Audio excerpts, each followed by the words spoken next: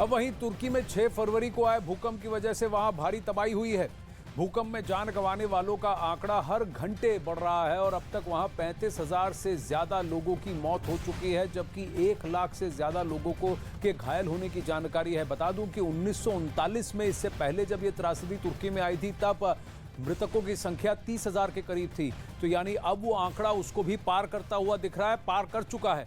इस बीच तुर्की के राष्ट्रपति रेसिप ताइप एर्दोगान ने भूकंप पर बहुत बड़ा बयान दिया है। भूकंप में महातबाही के बाद उन्होंने दावा किया कि 6 फरवरी को आया भूकंप 100 परमाणु बम धमाकों जितना खतरनाक था, जिसमें 10 में से 7 सूबों में शहर के शहर ढेर हो गए।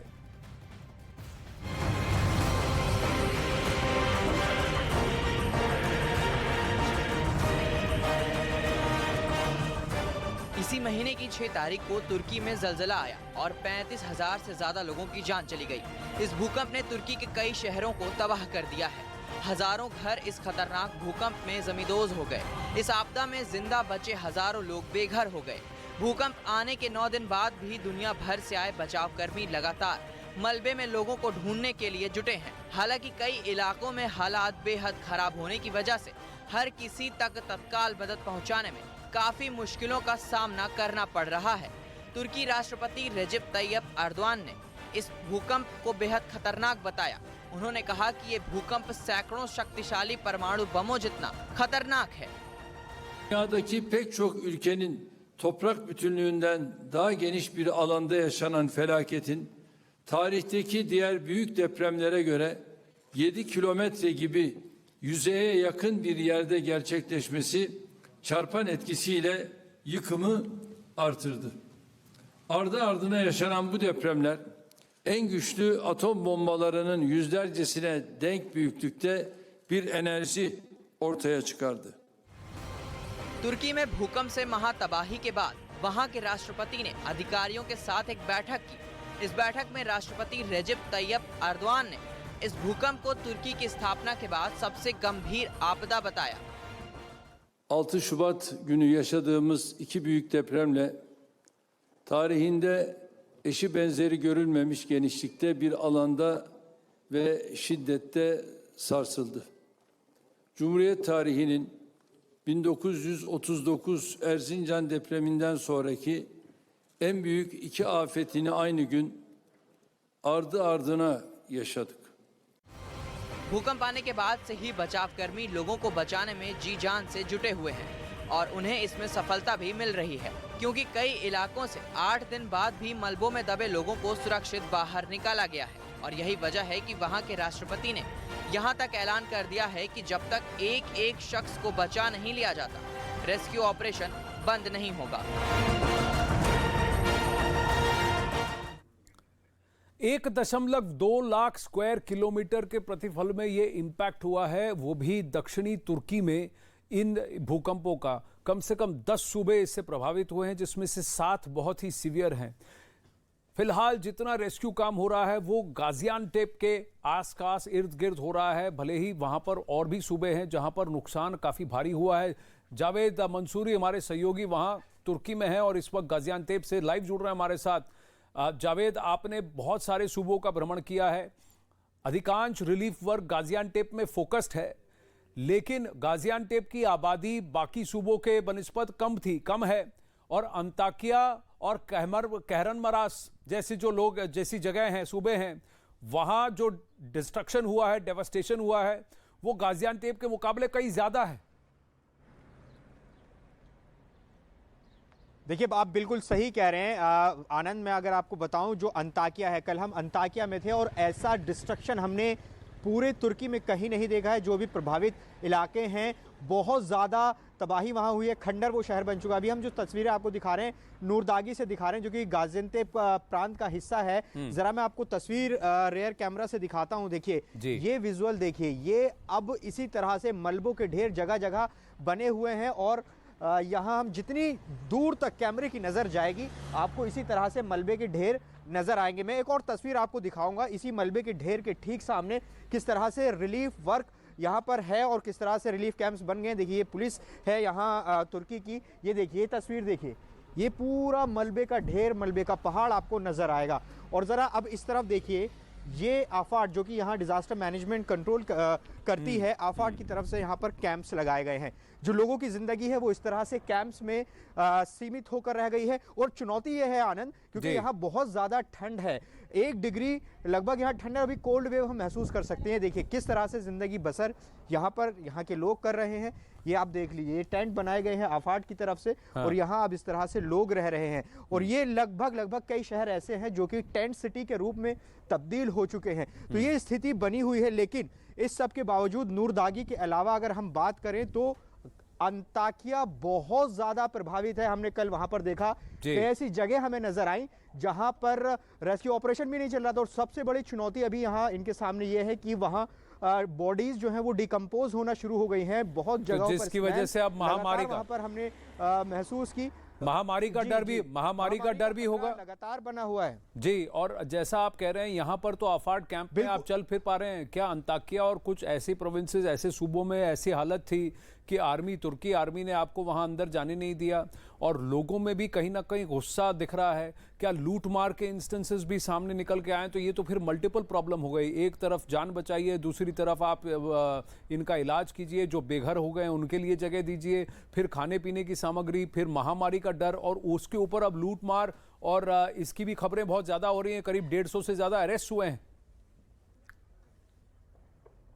देखिए ये जो आप कह रहे हैं कि कहीं रोका गया, कहरामन मारस वो जगह थी जहां एक रिलीफ कैंप को हम शूट कर रहे थे, वहां हमें सेना ने रोक दिया। वहां इतनी ज्यादा तादाद में लोग रिलीफ कैंप में मौजूद थे, लंबी लंबी कतारें लगी हुई थी राशन लेने के लिए, लेकिन हमें वहां शूट नहीं करने दिया गया। इसके अलावा जो समस्या यहां आ रही है आनंद, वो ये आ रही कि जो आप कैंप्स मेरे पीछे देख रहे हैं, यहाँ पर सब कपड़े और खाना इनके पास है, लेकिन इनको यहाँ चाहिए हीटर चाहिए, गैस चाहिए, विमेन हाइजीन चाहिए, डायपर चाहिए, ब्लैंकेट्स चाहिए। ये वो ज़रूरत है जो फिलहाल ठंड से बचने के लिए बहुत ज़रूरी है, क्योंकि लोग कारों में ज़िंदगी गुजार रहे हैं, जिनको कैंप्स मिल जा रहे हैं वो कैंप्स में लोग रह रहे हैं। तो अभी बहुत बड़ी चुनौती है, न सिर्फ वो लोग जो बच गए हैं उनको आसरा दिया जाए, उनको एक जो ज़रूरत है वो पूरी की जाए। इसके अलावा जो मलबों के जगह जगह ढेर लगे हुए हैं, मैं आपको तस्वीर दिखाऊं, उसको हटाना, क्योंकि जो आंकड़ा आपने अभी बताया कि 41,000 क्रॉस कर चुका है, अकेले 35,000 तुर्की में है, लेकिन मैं ये कह सकते हैं हम, ये आंकड़ा बहुत ज्यादा बढ़ेगा,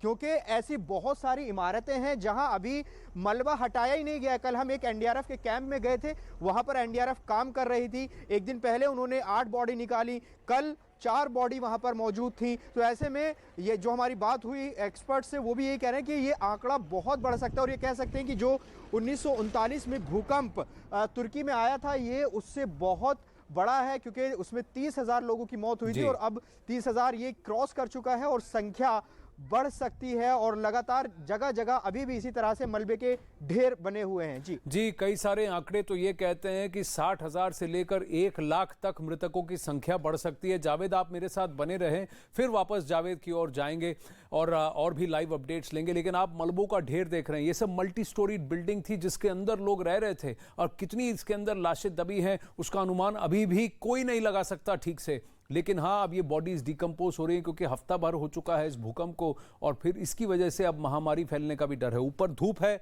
और वहाँ ग्राउंड पर ठंड, तो वो भी बहुत ज़्यादा तकलीफें बढ़ा सकता है, जहां जितने लोग वहां इन राहत कैंप्स में हैं। 6 फरवरी के बाद भी तुर्की में कई बार भूकंप के झटके महसूस किए गए, जिसकी वजह से लोग डरे हुए हैं, घबराए हुए हैं। लेकिन दूसरी तरफ भूकंप के 9 दिन बाद भी रेस्क्यू ऑपरेशन जोर शोर से जारी है। मलबे में फंसे लोगों को जिंदा बाहर अब भी निकाला जा रहा है। कुदरत का करिश्मा देखिए कि कुछ लोग 8-9 दिन मलबे में दबने के बावजूद उनको जिंदा निकाला जा रहा है। यानी एक तरफ जहां लोग उम्मीद खो चुके हैं, वहीं दूसरी तरफ मलबे से सुरक्षित बाहर निकल रहे लोग रेस्क्यू टीम का हौसला बढ़ा रहे हैं। भूकंप की वजह से तुर्की के 10 शहर खंडहर में तब्दील हो चुके हैं, और हर शहर में मलबे में दबे लोगों को जिंदा निकालने का काम फिलहाल जारी है।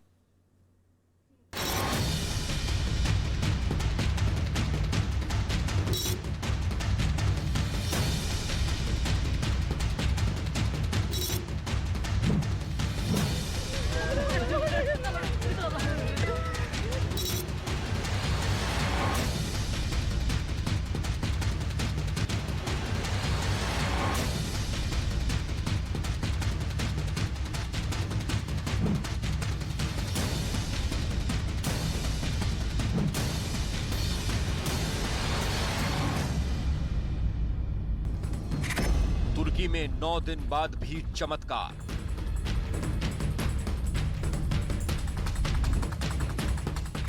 मलबे में ढेर के बीच जारी है जिंदगी की जंग।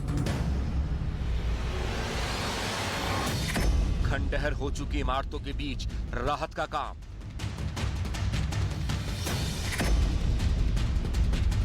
पहले खंडहर हो चुकी इस इमारत के मलबे को एक एक कर हटाया गया और फिर हाथों से रास्ता बनाकर बुजुर्ग को मलबे के ढेर से बाहर निकाला गया और फिर रेस्क्यू टीम बुजुर्ग को स्ट्रेचर पर लेकर बाहर आई।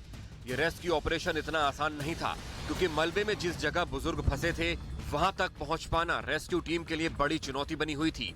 लेकिन कोशिशों के आगे जीत मिली और फिर 212 घंटे से मलबे के ढेर में फंसे बुजुर्ग को सुरक्षित बाहर निकाला गया।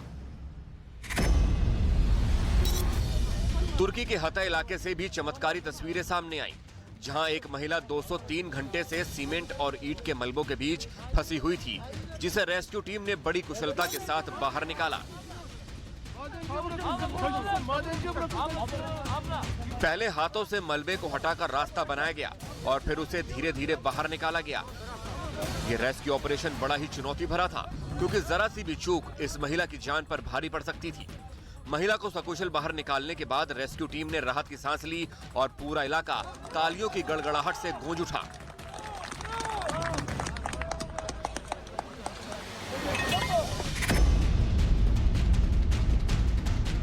भूकंप की विनाश लीला के बीच चमत्कार का सिलसिला लगातार जारी है। हता इलाके में मलबे के ढेर में लोगों की तलाश में जुटी टीम ने 8 दिन बाद 2 लोगों को जिंदा निकाला। ये दोनों 6 फरवरी को आए विनाशकारी भूकंप के बाद से ही मलबे में दबे थे। बिना कुछ खाए पिए ये 8 दिन तक जिंदा रहे। रेस्क्यू टीम के सदस्यों का भी कहना है कि ये किसी चमत्कार से कम नहीं है। इस रेस्क्यू ऑपरेशन के दौरान की जो तस्वीरें सामने आई हैं उसमें दिख रहा है कि बल्ब की रोशनी में रेस्क्यू टीम के सदस्यों ने एक आदमी को मलबे से जिंदा निकाला। बाहर निकलने के बाद भी इस आदमी के चेहरे पर दहशत साफ देखी जा सकती थी। इस आदमी के रेस्क्यू के तुरंत बाद ही बचाव टीम के सदस्यों ने मलबे के अंदर से महिला को बाहर निकाला।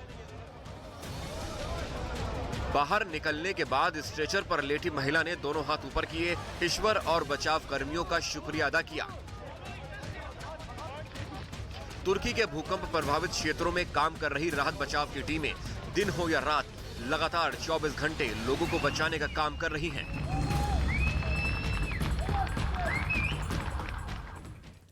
अब भूकंप के 9 दिन बाद भी तुर्की और सीरिया में हालात सामान्य नहीं हुए हैं। भूकंप के दोनों देशों के इंफ्रास्ट्रक्चर को पूरी तरह से तहस नहस कर दिया है, जिससे लोगों को काफी संघर्ष करना पड़ रहा है। कई जगह तो अनुमान ये लगाए जा रहे हैं कम से कम 3 से 4 साल लगेंगे कुछ सूबों को फिर से पुनः बसाने के लिए। तुर्की और सीरिया में भूकंप से मरने वालों की संख्या लगातार बढ़ रही है और अब ये आंकड़ा 41,219 तक पहुंच गया है। भूकंप के 9 दिन बाद भी तुर्की और सीरिया में रेस्क्यू ऑपरेशन अब भी जारी है। तुर्की में 65 देशों के 2,600 से ज्यादा बचावकर्मी रेस्क्यू ऑपरेशन में लगे हुए हैं। तुर्की में युद्ध स्तर पर रेस्क्यू ऑपरेशन चलाया जा रहा है और इसके लिए 629 क्रेन, 360 गाड़ियों का प्रयोग भी हो रहा है। तुर्की में अब तक 3 लाख से ज्यादा कंबल, 41,000 से ज्यादा टेंट भूकंप पीड़ितों के लिए मुहैया कराए गए हैं। उधर सीरिया में भूकंप से हालात खराब होते जा रहे हैं। एक अनुमान के मुताबिक सीरिया की आधी आबादी भूख का सामना कर रही है।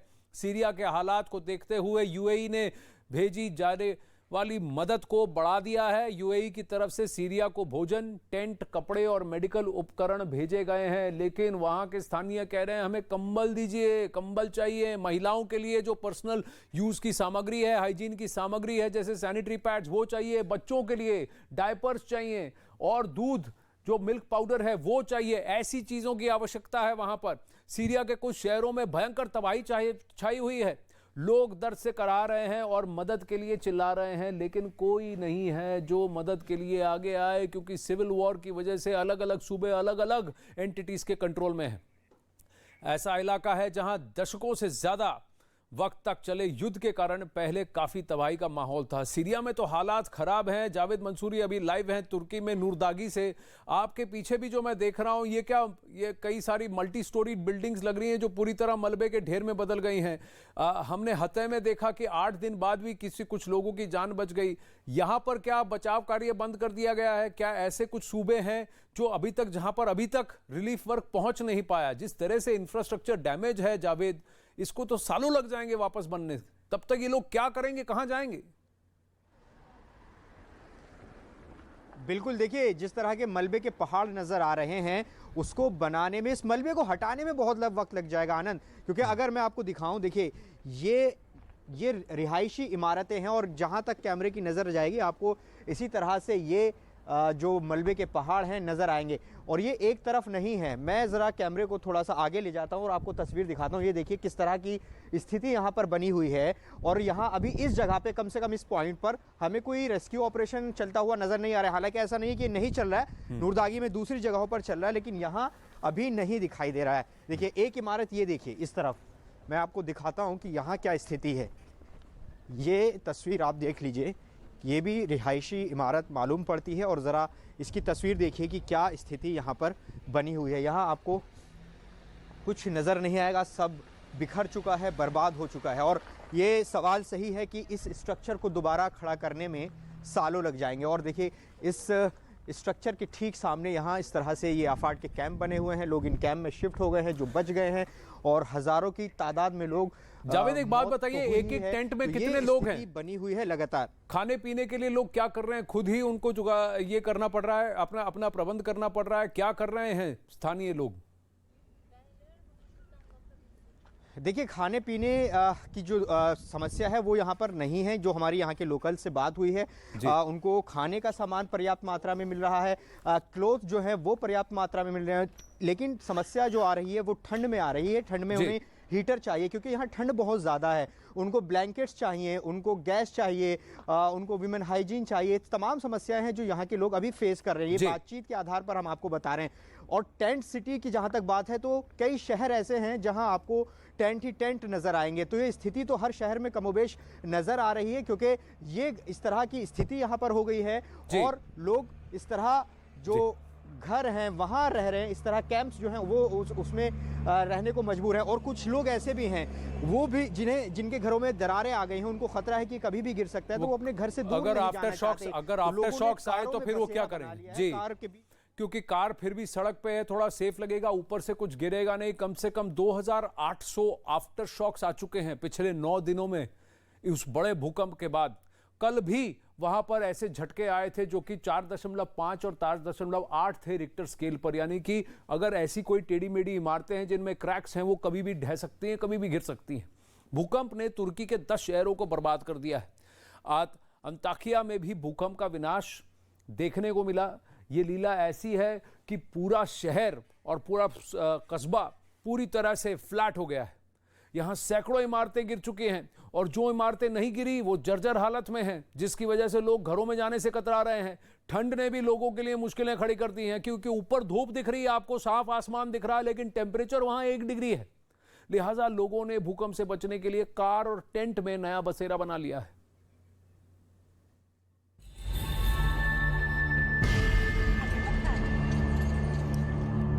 भूकंप के बाद ये तस्वीरें सामने आई हैं तुर्की के आतंकिया इलाके से। यहाँ लोग इतने डरे हुए हैं कि वो अपने घरों में नहीं जाना चाहते। लिहाजा लोगों ने कार और टेंट में अपना बसेरा बना लिया है। इस वक्त हमारी मौजूदगी अंताकिया प्रांत के बेलेन जिला में है, और यहाँ पर किस तरह से लोग भूकंप के बाद जिंदगी बसर कर रहे हैं उसकी तस्वीरें आपको दिखाएंगे। बहुत ज्यादा बेबसी और दर्द इन लोगों के बीच इस वक्त चल रहा है। बेलन की ये तस्वीर मैं आपको पहले दिखाऊं। देखिए लोगों ने अपनी कार में बसेरा बना लिया है। ये कार आप देखेंगे, यहाँ सभी ज़रूरत का सामान है। यहाँ मुझे गैस चूल्हा नज़र आ रहा है, और यहाँ सभी ज़रूरत का सामान नज़र आ रहा है। वो इसलिए क्योंकि भूकंप के बाद जो इनकी इमारतें थी वो बेहद रिस्की हैं। और ज़रा देखिए वो जो ब्लू कलर का जो घर है, ये लोग उस घर में रहते हैं, लेकिन अब नहीं जा सकते क्योंकि उसके गिरने का खतरा बना हुआ है, और लिहाजा ये लोग सड़क पर रहने को मजबूर हैं। तुर्की में पहले भूकंप ने लोगों का आशियाना छीन लिया, और अब ठंड ने भी यहाँ के लोगों के लिए मुश्किलें खड़ी कर दी हैं। लिहाजा लोग हीटर, गैस और कंबल के लिए सरकारी केंद्रों पर आश्रित हैं। सरकारी केंद्र के बाहर लंबी कतार लगी है। कतार क्यों लगी है वो तस्वीर हम आपको दिखाते हैं, क्योंकि भूकंप के बाद भारी तबाही इस इलाके में देखने को मिली थी। अगर आप तस्वीरों में देखेंगे तो ये मेरे पीछे सरकारी केंद्र आपको नजर आएगा, और ज़रा यहाँ पर लाइन एक बार देख लीजिए किस तरह से लाइन आपको यहाँ दिखाई देगी।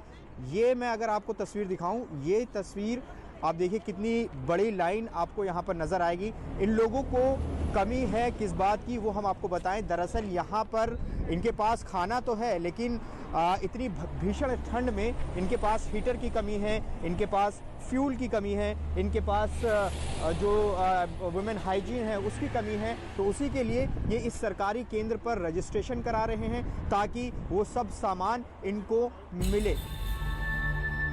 भूकंप के बाद से तुर्की में लोगों की जिंदगी किसी चुनौती से कम नहीं है। यहाँ लोगों के पास खाने पीने का सामान तो है, लेकिन जरूरत की बाकी चीजों के लिए लोगों को ऐसे ही सरकारी केंद्रों पर आश्रित रहना पड़ रहा है।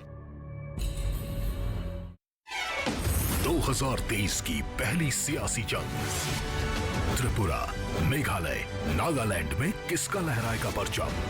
3 राज्यों में चुनाव की सबसे बड़ी कवरेज सिर्फ न्यूज़ 18 इंडिया पर।